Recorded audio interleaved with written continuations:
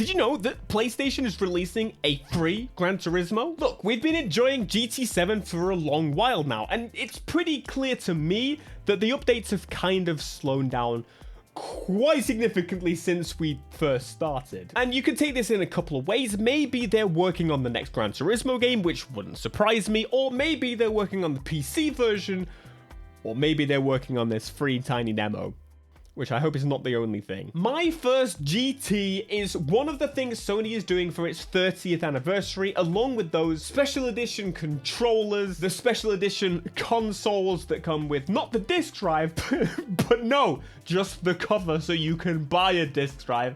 That's so nutty to think about. But no, they're doing a really cool celebration. I am dying to at least get one of those PlayStation Edge controllers because they look super, super sick. But yes, my first Gran Turismo is, well, coming. Now, we've got a few details about what this is gonna be, and I'm still maybe even more confused after reading them. This holiday, look forward to a free trial version designed to attract diverse players of all skill levels to the globally acclaimed Gran Turismo 7. So it's Gran Turismo 7, but it's supposed to be for all skill levels, which, to be fair, Gran Turismo does a pretty good job at, so cool. It'll include some favorite cars, tracks, and race events that evoke the nostalgia and excitement of the very first GT experience. Look out for more details on My First GT, available on PS5, PS4 this holiday.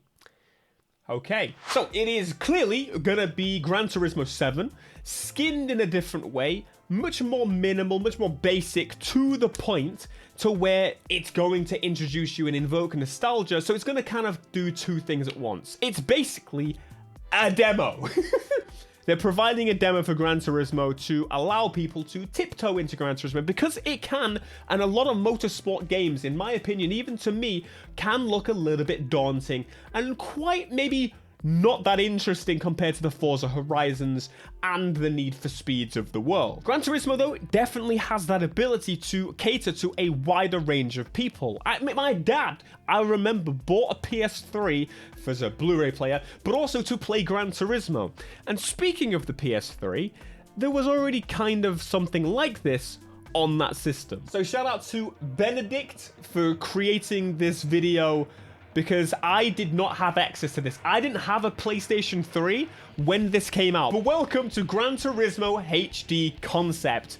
This was to show that Gran Turismo was coming to the HD generation from the PS2 to showcase what it could do graphically, power-wise. This is Gran Turismo of the future. So this obviously became Gran Turismo on the PS3. We, of course, had the prologue that came out on PS3.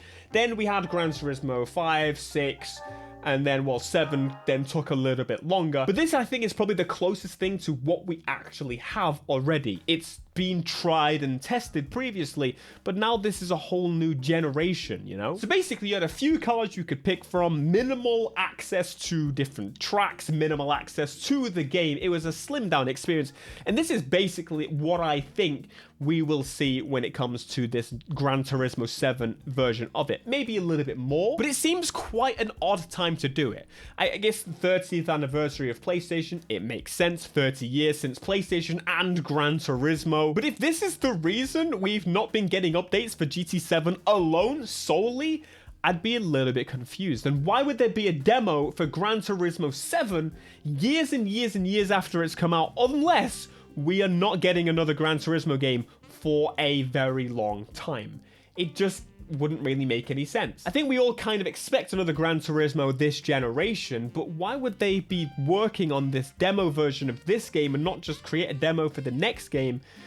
To me, I almost wonder if this demo is also kind of playing around with the idea of coming to PC. I know, it might be a bit of a reach, but at the same time, it introduces it to the PC market. You come up with a free version of the game, you jump in, you check it out, and see what Gran Turismo has to offer, which is already, the free version is probably going to be better than the equivalent of Forza Motorsport. It's the newest one, to be clear. The older one's a little bit better. But it gets to introduce a whole new generation in multiple aspects to this game, and then give them access. So I think there's a possibility that we could see this hinting towards PC. Why are they continuing development on this Gran Turismo game other than just adding cars and stuff when you could, you know, bring it to PC? And I don't know if you know this, but they actually brought out this little gadget about a month ago. I actually have one. It lets you use your PlayStation VR headset on PC. Now it's to play Steam games, and there's actually a PlayStation VR app. They've put a little bit of work into this and an adapter to make this stuff work, which again tells me what PlayStation games, VR games have they got on PC? Why not put Gran Turismo on there? It kind of then that would be awesome, and it shows the horsepower of what PlayStation can do. And what PlayStation tend to do is, well, delay it and wait. So after a while, the game comes to PC after the fact. But it's kind of a no-brainer because it's a double dipping situation. Thanks again, Benedict. For a game that you've already made. And then it makes people go, oh, I wish I could try that new Gran Turismo that's on PlayStation 5 at the end of its life and PlayStation 6 at launch. Because I don't really know what they could provide new game-wise on this generation other than encouragement to buy the next one, you know? I much prefer this route of not releasing multiple versions per generation because I don't think it needs it. You can add more tracks and cars to the game, but they haven't been adding those recently. Maybe I'm wrong and they're about to announce Gran Turismo next year. Maybe it's a demo for the next Gran Turismo. Who knows? But one thing I did want to mention is I haven't even made the link yet. You see the title, and yes, I've seen this before. You've seen this before. I am pretty damn sure. Not just with the Gran Turismo HD concept, not just with Gran Turismo Prologue. No, my friends. I'm talking about a different game entirely. This is Drive Club. And it is by far one of the most important racing games that has ever existed to me, if I'm completely honest. Now, this trailer looks awful. Can I just say, this was the reveal. It looks like it's got the broken lighting like Test Drive has on the cars. But mate, the fact that how much they improved it from now to, well, then to, I guess not now, but it was amazing. It was incredible. And my God, I'm getting so much nostalgia from this. The fact that when we saw this trailer, we thought it looked amazing. They somehow made it even crazier at the actual release of the game. That's what you want to see, right? Yeah, I don't want to see the game looking its best on the trailer and then it downgrades. I want to see upgrades like Drive Club. Anyway, let me get to the point. Drive Club had a very similar thing.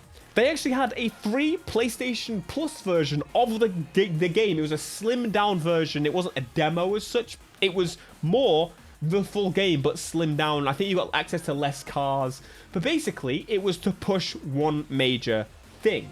And that was PSN Plus. Now, I'm going to be honest, it was a terrible, terrible time because it's where Sony slipped in the required payment for the online. But at the same time, this softened the blow. All of a sudden, we were going to get a free bunch, but mostly free Drive Club game that's a social racer that constantly evolves, constantly changes, and this is it. It's kind of sick, actually. The concept that we know what happened with Drive Club, but that kind of made me think that I would love to ask you guys, how many of you played the free version of Drive Club and how many actually bought the game? Because I think most people here, if you played Drive Club, probably bought the game.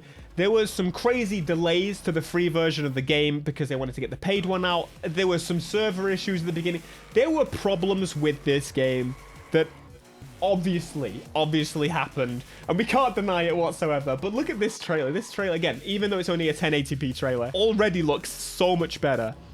What an impeccable game.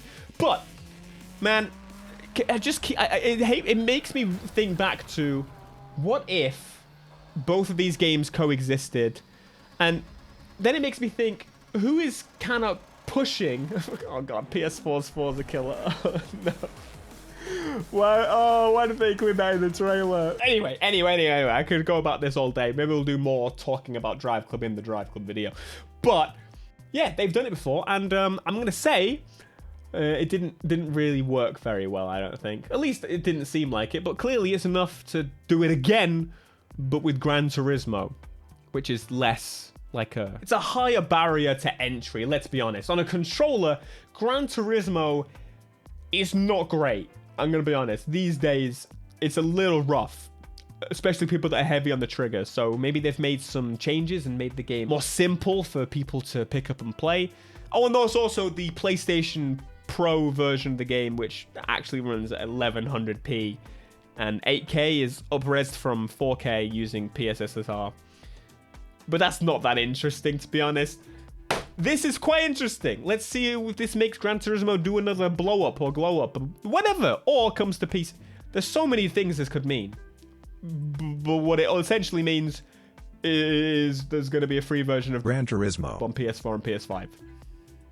You're welcome.